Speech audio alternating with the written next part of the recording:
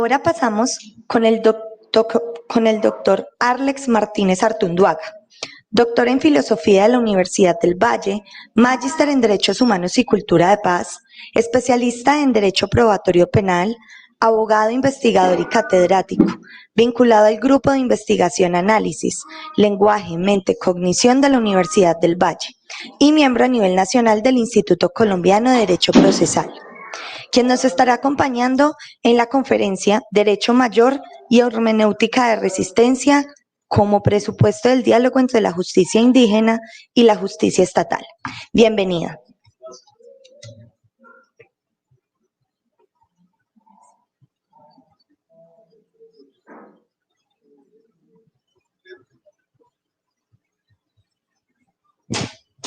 Bien, buenos días para todos. Quiero extender mi saludo de manera principal, profesor René Moreno, profesor Eduardo Velandia, muchas gracias por ser anfitriones de este muy especial evento que congrega a la Universidad de la Gran Colombia. Quiero saludar también a las autoridades, a su rector, a su decanatura y en particular a los estudiantes que aquí nos acompañan. Aquí en la ponencia el día de hoy vamos a tener una especie de oferta o promoción. Vamos a tener aquí un 2 por 1. En el texto ustedes tienen un escrito que ustedes luego van a leer, luego lo van a consultar con detalle.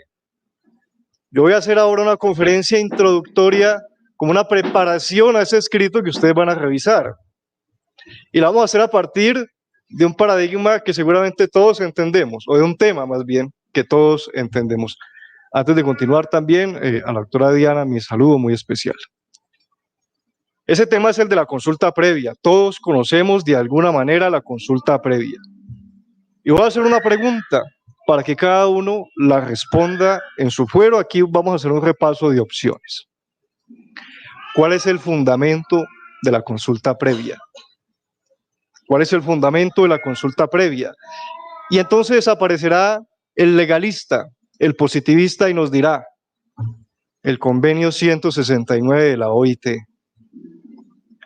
Y luego aparecerá el dualista o el monista diciendo no, pero tenemos el bloque de constitucionalidad, tenemos que interpretarlo de manera armónica con ese artículo 93 y con la ley 21 de 1991 que es quien le da incorporación al marco legal. Y ahí voy a dejar a los positivistas peleando entre ellos. Entre monistas y dualistas verán cómo se entienden. Bueno, tenemos aquí una gama de principialistas, por supuesto, casi que hablar de procesal es hablar de principialismo en estricto sentido, y tendremos los que nos dirán, la consulta previa tiene como su base el principio democrático, la participación popular, etc. Luego, los que dicen que el derecho no es derecho cuando la ley así lo señala, sino cuando los jueces lo profieren, lo interpretan en sus providencias. Los realistas nos dirán, el fundamento de la consulta previa, tal vez en esa línea está la profesora Claudia Martínez que nos precede, no sé, simplemente acuso, ya luego la profe se defenderá. Los realistas dirán, el fundamento de la consulta previa está en las sentencias de la Corte Constitucional que la han entendido como un derecho fundamental y que han generado desarrollo jurisprudencial a partir de ella. Yo he venido aquí a decir que ninguno tiene la razón. Que el derecho a la consulta previa no tiene un fundamento suficiente en esas bases legales, jurisprudenciales o principialistas. Y de eso trata la ponencia que ustedes van a leer después. El derecho formal no se puede desligar del derecho material. Y quiero hacer aquí unas precisiones.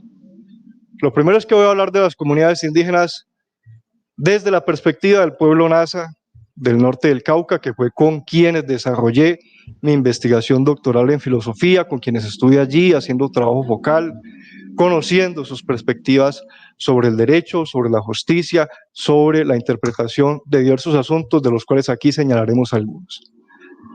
Desde esta perspectiva, que podríamos decir realista crítica, de un corte mucho más sociopolítico, filosófico, jurídico, podríamos decir que el fundamento de esa consulta previa se remonta a las luchas históricas del pueblo nasa en resistencia, al mayor cacique mayor Diego Calambás o Calambar, que también así se conoce en la literatura indígena, a Juan Palechor y especialmente a Juan Tama, cuando por allá, no en los años 1600, como dice la canción, sino en los 1500, ante la corona española, Juan Tama delimitó por su propia mano el terreno de los 5 pueblos indígenas del Cauca.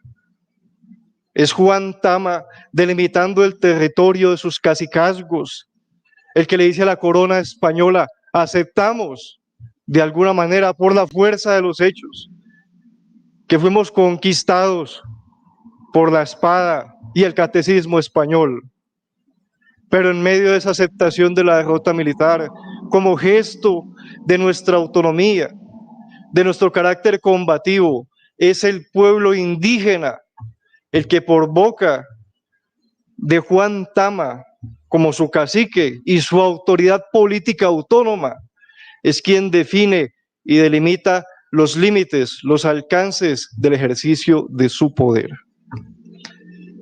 Luego vino, esto no va a ser una clase de historia, luego vino el legislador y la corte, a quienes nos han dicho, para quienes siguen por Twitter, a Juan Antonio García Amado, los profes de España, el profe Rubén Martínez, que por ahí debe estar y que mañana estará aquí, según el cronograma, entiendo, nos dice: confiemos en el legislador.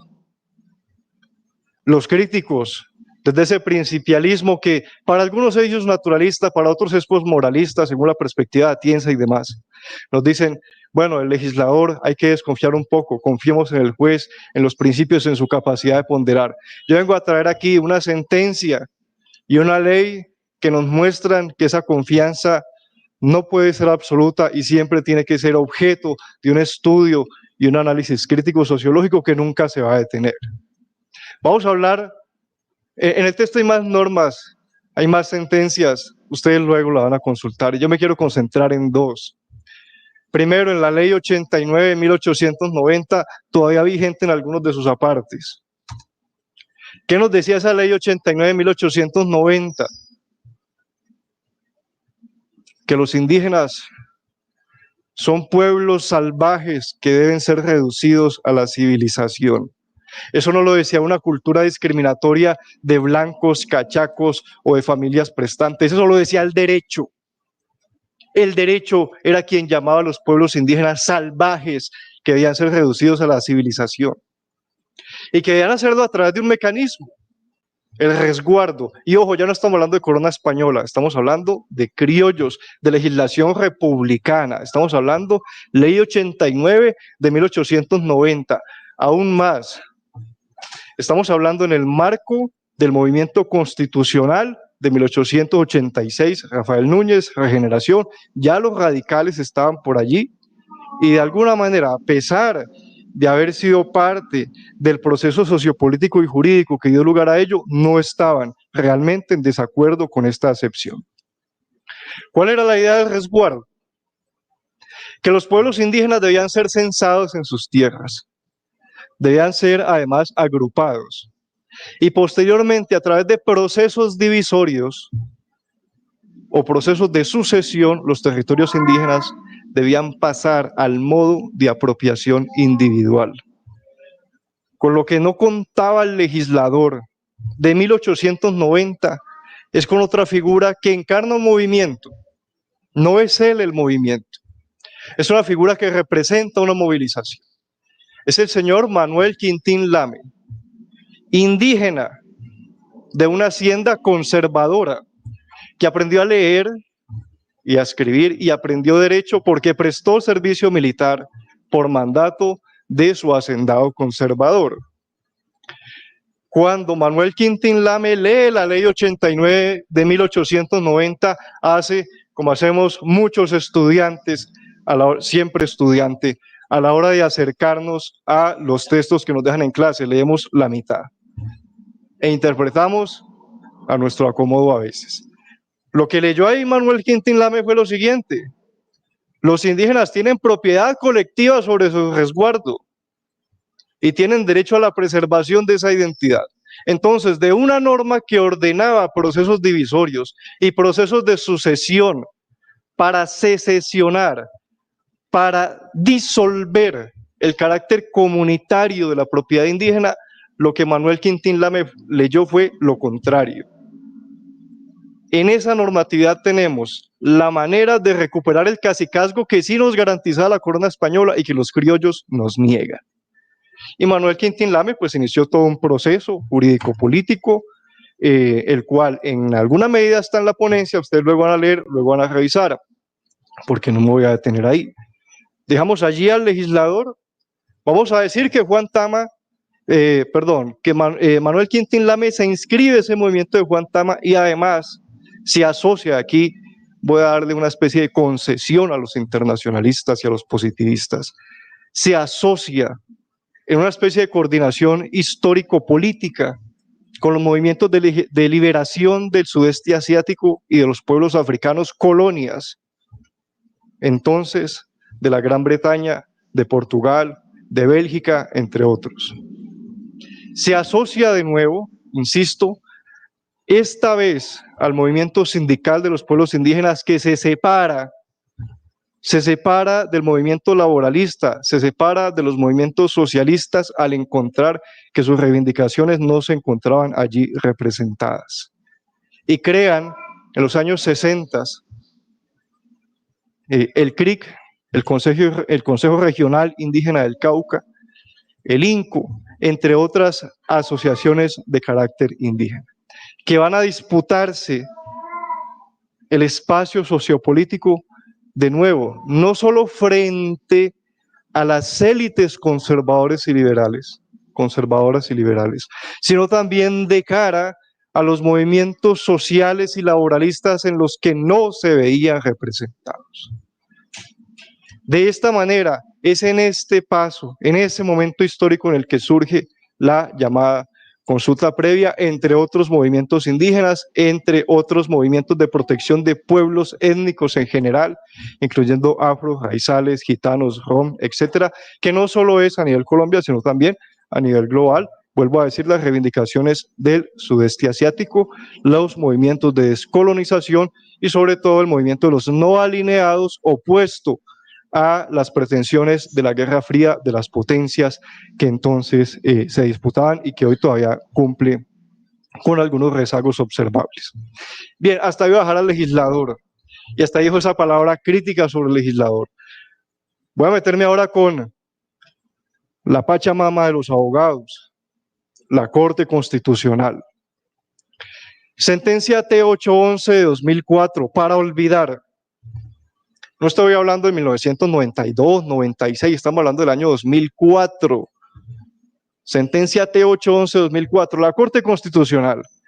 Después de haber recibido la Constitución Política del 91, con los aportes de 3 constituyentes indígenas, Lorenzo Muelas, Alfonso Peña Chepe y Francisco Rojas Birri, con la gama de derechos que allí están en materia territorial, en materia incluso de pertenencia al Congreso, al Legislativo, por vía de circunscripción especial, entre otros que no voy a señalar, la Corte Constitucional traza un criterio para establecer los límites del fuero indígena, un criterio vergonzoso. A mayor conservación de usos y costumbres, mayor autonomía. Es decir, si los indígenas quieren seguir siendo autónomos, tienen que seguir siendo indígenas. Indígenas como nos los imaginamos nosotros en nuestro prejuicio occidental. Indígenas aislados, con taparrabo, en chozas y cambuches.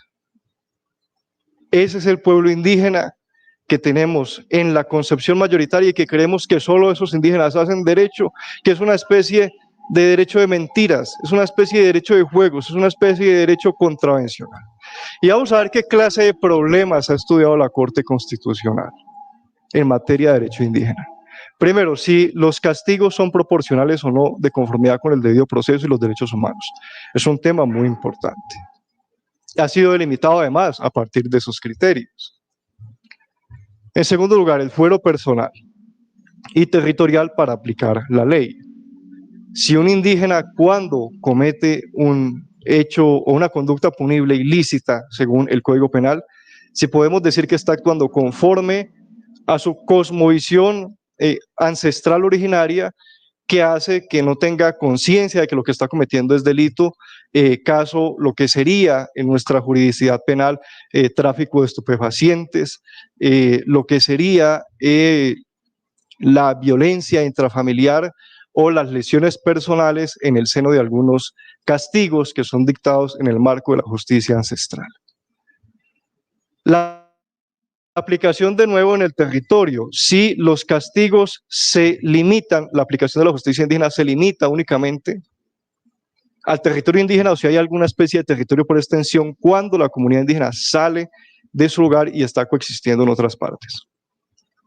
La pregunta es, ¿realmente estos son los problemas indígenas de importancia al día de hoy?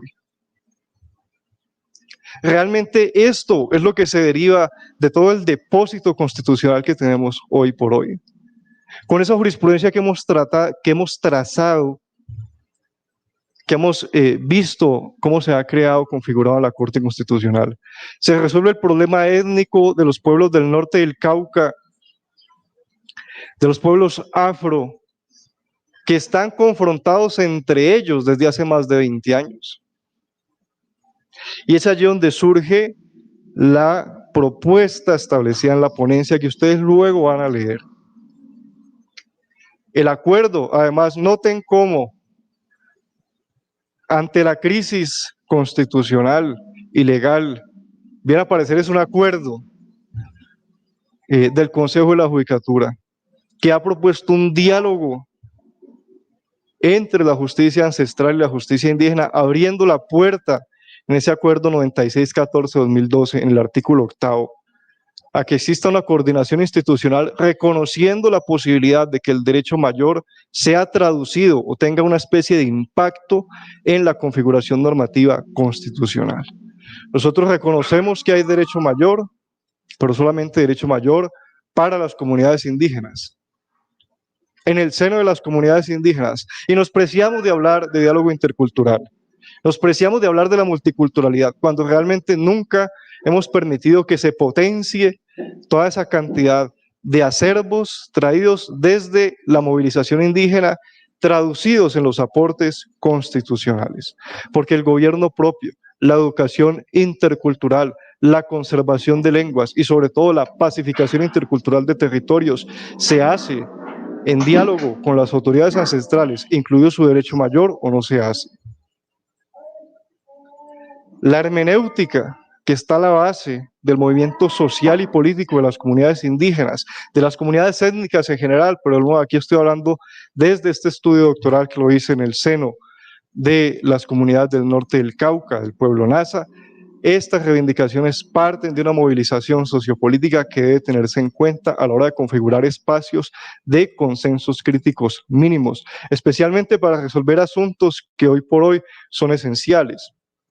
Un ejemplo de ellos, la reparación colectiva a las víctimas. Es un asunto que hoy se define desde los estándares particulares de Occidente. A lo máximo que ha llegado la Corte Constitucional, especialmente a partir de una línea jurisprudencial construida desde el año 2009, que es revisionista de esa del 2004, que ustedes observarán allí en el texto, es a llamarle la atención al juez sobre el hecho de incorporar dictámenes periciales desde el punto de vista antropológico a la hora de resolver problemas que involucren a las comunidades indígenas. Hasta ahora son pasos insuficientes. Realmente, asuntos clave como la educación intercultural, los referentes de nuevo a la reivindicación de derechos, a la solución de problemas referentes a la delimitación de tierras en zonas donde claramente no están diferenciados los conflictos interétnicos. Putumayo, por ejemplo, que nos abofetea en la cara recordándonos que el conflicto armado no es un asunto superado, que la transición se debe hacer incluyendo a las comunidades políticas y jurídicas, no solo en su noción de sujetos pasivos del derecho, sino de sujetos creadores de la juridicidad. Mientras ese derecho mayor no sea al menos conocido, estudiado con la suficiente seriedad, pues el diálogo intercultural estará incompleto. Quiero llamar la atención aquí, me alegra mucho ver estudiantes afro y siempre que en mis cursos encuentro, además, profesor de la Universidad del Valle, por fortuna tenemos cabildo indígena y tenemos un movimiento afro muy importante en nuestra institución, siempre llamo la atención sobre el hecho de que un abogado no debería graduarse sin un conocimiento propio y preciso de la Ley 70 y demás mecanismos orientados a la inclusión y a la reivindicación, más que inclusión, de derechos por parte de las comunidades. Estamos en un evento de derecho procesal constitucional donde indudablemente la perspectiva de este nuevo derecho no puede quedarse únicamente en una discusión que no es nuestra ni siquiera.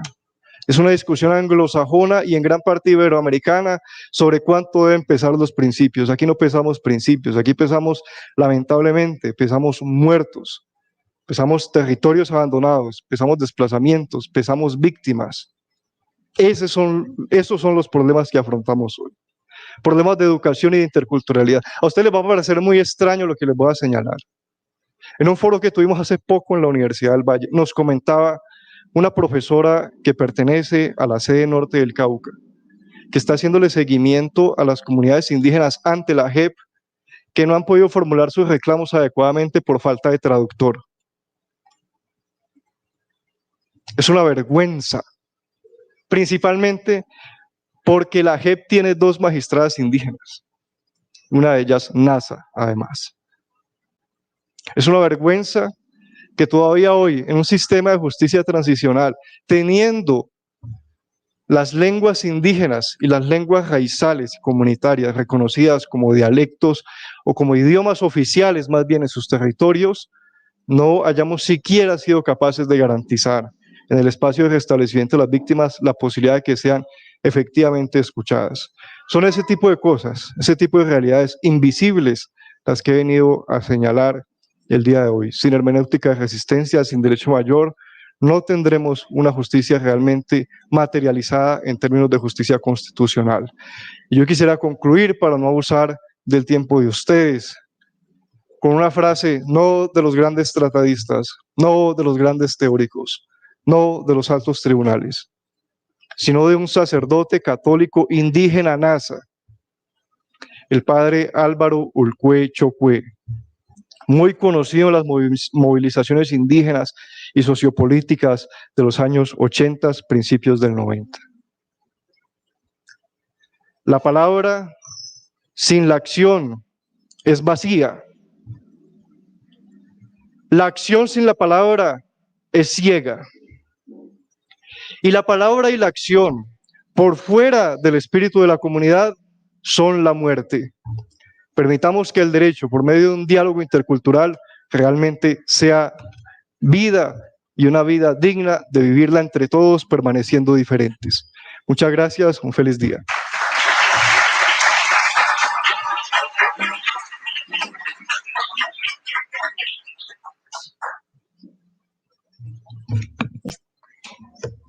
Muchas gracias. Ahora damos por finalizada nuestra